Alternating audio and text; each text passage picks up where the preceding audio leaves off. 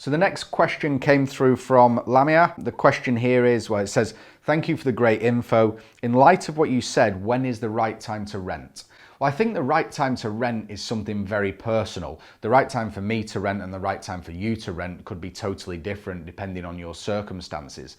I think what you need to evaluate is what is the reason that you're renting a property now.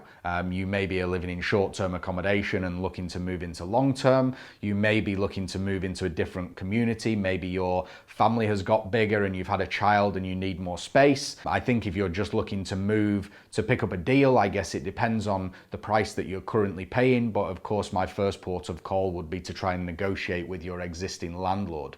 You've got to remember that moving house, regardless of how good your brokerage is and the team of people that you get in place, it's still always going to be a stressful environment. You're taking all of your worldly belongings, packing them up into boxes, sticking them in the back of a truck and then moving them across the city or across the globe into another location. So regardless of how you do it, there is always going to be a stress element involved. So whenever you are looking to move, take that consideration very seriously.